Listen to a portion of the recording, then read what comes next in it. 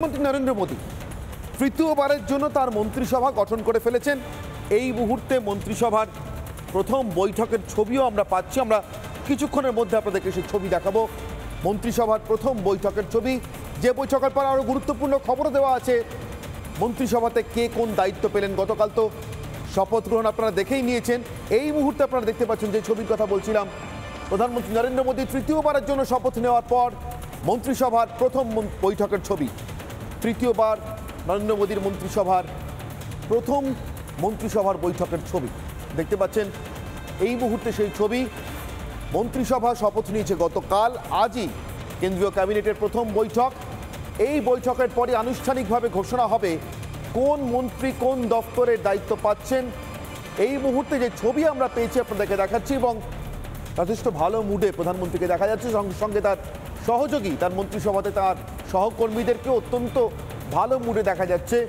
যে কজনের ছবি আপনারা দেখতে পাচ্ছেন, অশ্বিনী বৈষ্ণব থেকে শুরু করে নির্মলা সীতারামন, জেপি নাড্ডা বা প্রধানমন্ত্রী ঠিক বাঁ দিকে বসে থাকা অমিত শাহ, ডান দিকে বসে থাকা রাজনাথ সিং, আরেকটু পাশেই বসে থাকা নীতিন গডকরি বা শিবরাজ সিং চৌহান, এস জয়শঙ্কর, অন্যদিকে কুমারস্বামী অর্থাৎ এইচডি কুমারস্বামী, এইচডি দেবেগৌড়ার পুত্র, এবং এই প্রথম কেন্দ্রীয় মন্ত্রিসভায় তিনি যোগদান করলেন। কর্ণাটকের প্রাক্তন মুখ্যমন্ত্রী, শরিক দলের নেতা হিসেবে তিনি এই মন্ত্রিসভাতে জায়গা পেয়েছেন। এবং সেই জায়গা থেকে দেখতে পাচ্ছেন মন্ত্রিসভার প্রথম বৈঠকের যে ছবি আমরা পাচ্ছি, সেই ছবি আপনাদের সামনে। যে মন্ত্রিসভার বৈঠকের প্রথম ছবিতে মন্ত্রিসভার প্রত্যেক সদস্যের মুখ, তাদের বডি ল্যাঙ্গুয়েজ অর্থাৎ তাদের শরীরী ভাষা, তাদের উপস্থিতি, কোনোটাতে কোনো শরিকি চাপের লেশমাত্র আছে বলে আপনাদের মনে হয়? মনে হচ্ছে না। যদি আপনার চোখটা নিতান্তই রাজনৈতিক বিরোধিতায় অন্ধ হয়ে গিয়ে না থাকে। যারা সত্যি সত্যি দৃষ্টিহীন, তাদেরও দেখবার, অন্য চোখে দেখবার একটা উপায় আছে বহুদিন ধরে, এবং তারা সেই উপায়ে এই ছবিটা তাদের সামনে তুলে ধরলে বলতেন নিশ্চিতভাবে এখানে কোনো চাপ। কিন্তু যারা রাজনৈতিকভাবে দৃষ্টিহীন হয়ে যান, রাজনৈতিক অন্ধত্বে ভোগেন, তাদেরকে বোঝান। তারা এখনও অপেক্ষা করবেন নরেন্দ্র মোদী কবে দুর্বল হবেন। আদৌ হবেন, নাকি এই মন্ত্রিসভাটা নরেন্দ্র মোদীর আগের দুটো মন্ত্রিসভার থেকে দ্বিগুণ উৎসাহে, দ্বিগুণ উদ্যমে এগিয়ে যাবে, আরও বেশি কাজ করতে, আরও বেশি উন্নতি করতে। আর অন্যদিকে দিবা স্বপ্ন দেখতে থাকা ইন্ডি জোট, কবে নরেন্দ্র মোদী একটু দুর্বল হবেন, কবে শরিকি গণ্ডগোল শুরু হবে, তবে আমরা টুক করে ঝাঁপ দিয়ে একটু মাছ ধরার চেষ্টা করব। এই আশায় 5 বছর কাটিয়ে ফেলবে, কিন্তু ক্ষমতার ধারে কাছেও যেতে পারে। আসবো আজকের বিতর্কে, তার আগে আজকের বিশেষ প্রতিবেদন।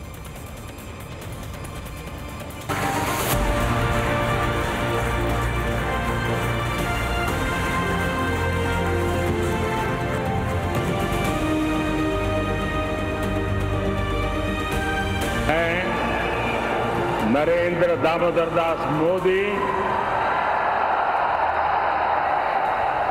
ईश्वर की शपथ लेता हूं कि मैं विधि द्वारा स्थापित भारत के संविधान के प्रति सच्ची श्रद्धा और निष्ठा रखूंगा।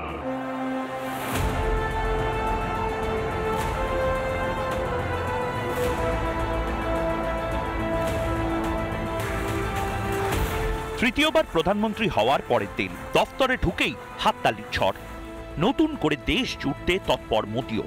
প্রথম দিনেই কৃষকদের দেওয়া প্রতিশ্রুতি রাখলেন প্রধানমন্ত্রী। কিষাণ নিধি প্রকল্পে কিস্তির টাকায় ছাড়পত্রে সই করলেন প্রধানমন্ত্রী নরেন্দ্র মোদী। প্রকল্পের আওতায় দেওয়া হবে 20,000 কোটি টাকা। উপকৃত হবেন প্রায় 9.3 কোটি কৃষক। মনে রাখতে হবে, মন্ত্রিসভার প্রথম বৈঠকের আগেই এই সই।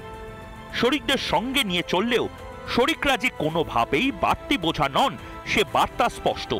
मैं नरेंद्र दामोदर दास मोदी संघ के प्रधानमंत्री के रूप में निर्वहन करूंगा।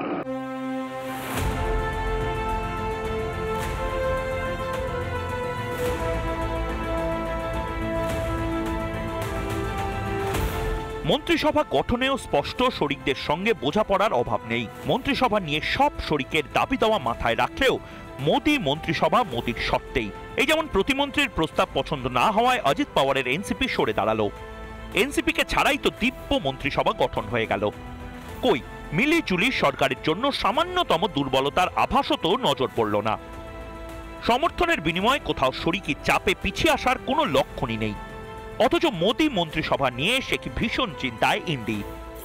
আমি বলেছিলাম পগার পার, এখন তাকে পায়ে ধরতে হচ্ছে নীতিশ।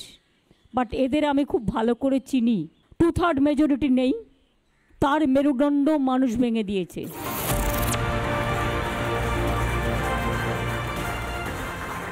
ইন্ডি জোটের দিবা স্বপ্ন ভাঙল কি?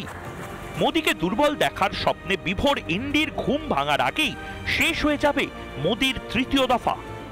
রিপাবলিক বাংলা।